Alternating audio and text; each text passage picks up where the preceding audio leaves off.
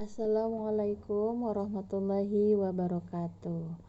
Bertemu lagi dengan Bu Nani di pembelajaran IPA hari ini.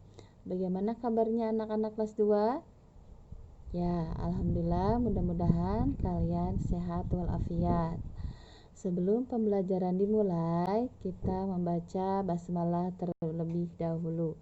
Bismillahirrahmanirrahim. Pembahasan IPA kali ini yaitu mengenai kegunaan hewan dan tumbuhan bagi manusia. Baik, akan Ibu jelaskan. Hewan dan tumbuhan diciptakan untuk memenuhi kebutuhan manusia. Manusia sangat bergantung pada hewan dan tumbuhan untuk kelangsungan hidupnya. Selain sebagai sumber makanan, hewan dan tumbuhan juga berguna untuk mempermudah aktivitas manusia. Adapun kegunaan hewan bagi manusia terbagi menjadi 3. Yang pertama adalah sebagai sumber makanan dan minuman. Yang kedua sebagai alat angkut dan pengolahan sawah. Yang ketiga sebagai pupuk dan energi listrik alternatif. Oke, Ibu akan menjelaskan yang pertama terlebih dahulu, yaitu sebagai sumber makanan dan minuman, yaitu daging, telur, dan susu. Daging dapat diperoleh dari hewan ayam, ikan, dan sapi. Sedangkan telur dapat diperoleh dari hewan ayam, bebek, dan burung. Yang ketiga, susu diperoleh dari sapi. Oke, yang kedua sebagai alat angkut dan pengolahan sawah, yaitu kita ambil tenaganya dari hewan kuda dan kerbau. Yang ketiga sebagai pupuk dan energi listrik alternatif, yaitu bisa diambil dari kotorannya, yaitu hewannya, yaitu sapi. Hewan yang berguna bagi manusia yaitu hewan ayam. Ayam termasuk hewan yang dipelihara manusia.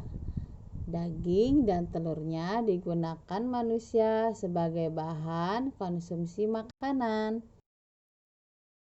Selain hewan ayam yang berguna bagi manusia, ada juga hewan sapi.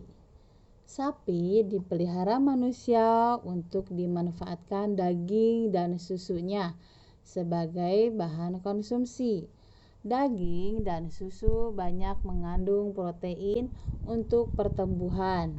Selain itu, kotoran sapi juga dapat dimanfaatkan sebagai pupuk dan sumber energi alternatif. Adapun hewan yang berguna bagi manusia yaitu kuda.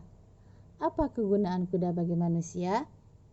Ya, betul sekali, yaitu tenaga kuda yang berguna untuk menarik delman.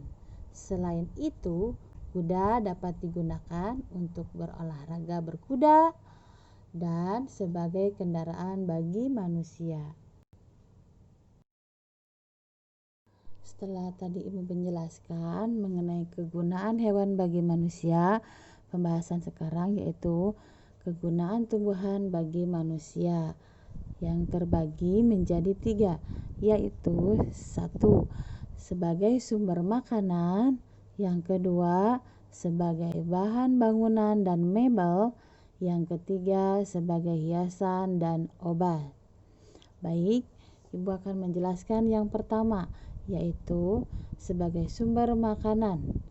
Ada daun, biji, dan buah. Daun terdapat pada sayur-sayuran, biji terdapat pada padi dan jagung, sedangkan buah terdapat pada buah-buahan. Yang kedua, sebagai bahan bangunan dan mebel, yaitu batangnya yang terdapat pada pohon jati, meranti, pohon mahoni, juga rotan.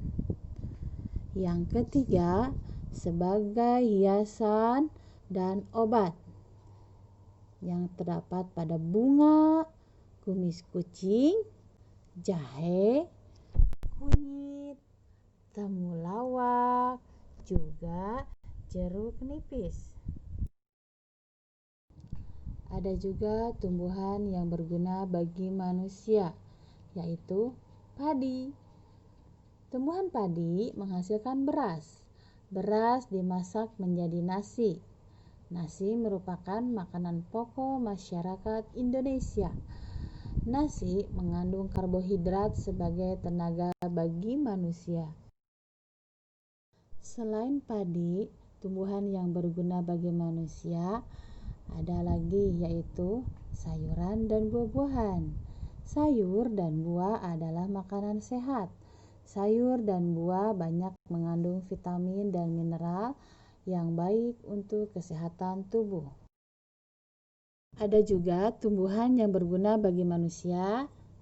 Selain padi, sayuran, dan buah-buahan, ada pula pohon jati, meranti, dan mahoni yang merupakan tumbuhan yang banyak dimanfaatkan manusia sebagai bahan bangunan dan mebel seperti meja, kursi, dan lemari.